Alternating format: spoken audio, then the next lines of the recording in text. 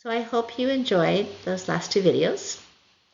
I particularly hope you enjoyed some of the stories in the videos. Now what I want to do is I want to bring in Piles and Sen and their contribution. And essentially what their contributions are deep dives into the 21st century version of classic community organizing and a deep dive into transformational organizing. So I'd like to summarize what I think each of them bring and connect it to the material that you've already been learning. So Sen is talking about a 21st century approach to classic community organizing. And most of that piece that you are reading, the chapter that you are reading, focuses on the tool of direct action. But she puts that tool in the context of a campaign. She says that direct action only works in the context of a campaign. So, what's a campaign? A campaign is a sustained intervention on a specific issue. So it's a series of activities meant to win a specific issue, meant to win a specific objective that is part of what advances you towards a larger goal for your community. A campaign that is effective has clear short and long-term goals. It has a timeline, although it's both planned and flexible. It achieves, it takes you through a series of creative incremental demands. So you have one small demand that you then work very hard to win, and then you have a slightly larger demand that you work very hard to win.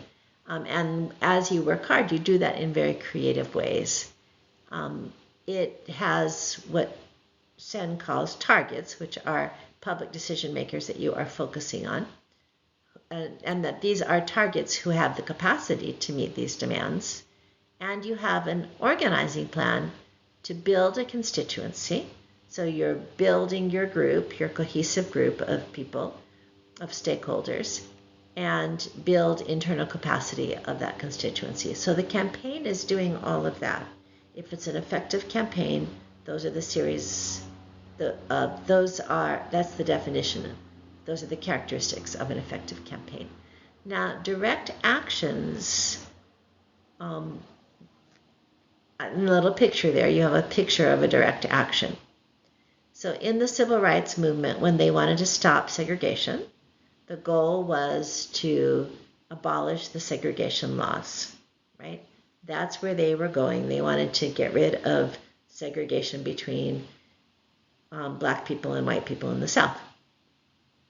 Their immediate issue was to desegregate lunch counters.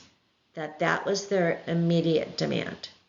So they had a constituency. The constituency were young African American university students that were determined to be able to eat lunch at restaurants that excluded black people, which were all the restaurants that included white people in Nashville, which is where this was happening. And you will actually see a video later about this campaign. But they were a constituency. As you can see, that's one of the three requirements of direct action. They were a constituency.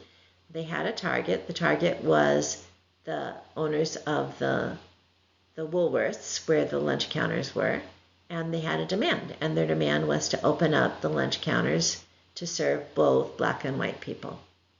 And their creative action was to go and do a sit-in. They sat in and tried to order lunch. And they did that every week. They did it repeatedly. So that was the direct action. So a direct action is this creative activity in which a group of people confront someone who can make a decision that will meet their goal. So there has to be a constituency, there has to be a target, there has to be a decision maker that they can have a direct interaction with. They have to have a very specific demand, and that the direct action is that moment when, in some creative way, that group of people asks that decision maker to make a decision that meets their demand. Sen says that that is effective when they have an irrefutable case. So in this case, from a moral perspective, segregating, not allowing somebody to buy lunch just because of the color of their skin was certainly not a principle that everyone in society agreed with, but it was a principle that most people resonated with morally, that they could understand it, that it felt to them like a pretty right and obvious demand. Then it has to have a simple ask. It has to have an ask that the decision maker can actually decide on immediately. So in this case, are you going to let us sit and eat at the counter? And it needs to be a creative action, because you're actually not only focused on the decision maker, you're also focused on media as you're doing it. You're focused on getting your message out to a wider world, because the reasonable and morally compelling quality of your demand and the drama of the encounter with the decision maker who can make that decision can be very compelling in terms of getting your message out to a wider world and getting support. So, hopefully you have either read Sen or you're going to read her, but I'm making some of the links between what I've just explained to you and what Sen has to say. Now I'm going to talk a little bit about Piles, who does a deep dive on 21st century transformational organizing. So you've already been reading Brown, and you can certainly see how Brown is naming that and defining it. But Piles is doing it in a much more, in much broader terms, looking at various kinds of transformational organizing. She looks at Momentum, which is a relatively new organization that does some classic community organizing, but really focuses on the use of social media for broad-based actions like the Occupy movement. She defines transformational organizing in much more detail than Brown does. I find her definitions very useful.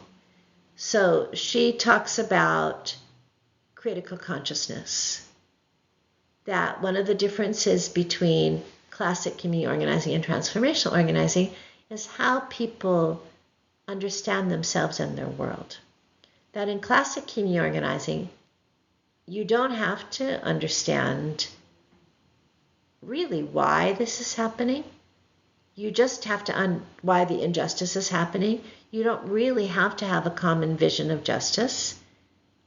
You really just have to want to be able to eat at the lunch counter and stop segregation. So you can get a very broad coalition of people to take action on a particular issue that moves you towards the resolution of a community problem. But what 21st century transformational organizing is about is not only specific wins. It's about profoundly changing power relationships in society. And that requires what's often referred to as a critical consciousness, critical consciousness. That you have to be able to understand not only the injustice that's happening, but why it's happening and why it's wrong, why it shouldn't happen, and what something better, what some kind of justice would look like. So all of that is involved in a critical consciousness. A critical consciousness also, at a minimum, implies a long-term vision and framework for what it is that you would want to happen based on your values. So if we were to apply that to the story that I was just telling you, that you wouldn't only be looking at segregation, you would be looking much more broadly and deeply at racism and what racism is and what a society might look like where racism no longer existed or no longer existed broadly or had power. Transformational organizing also involves intentional healing in relationship. So people have to be healed in order to struggle against injustice and struggle for justice for the long haul. And so transformational organizing pays serious attention to how people are healed in a variety of ways. How people are healed in relationship, how people are healed by art, and actually how people are healed by faith, which we're going to get to obviously next week. But transformational organizing, even if it doesn't have content in any clear way for faith, it understands that there's a role for faith at a minimum in the healing process. Transformational organizing, as we actually said in the video that Brown says, practices living in the world that we seek. So the way that you organize, the way you relate to each other, has to reflect the kind of justice that you want to create. Transformational organizing does not draw hard lines between direct service, community development, and community organizing, even though you would never stop working on justice and systems change and broad cultural change. In the process, you're going to take care of people. So you're going to do some direct services, but you're going to try to take care of people in a way that empowers them, that recognizes their assets and connects them to each other. And so you're going to do all of this together as needed, even though your goals are big picture. Lastly, transformational organizing in the 21st century makes full use of social media. So it's online and offline organizing integrated.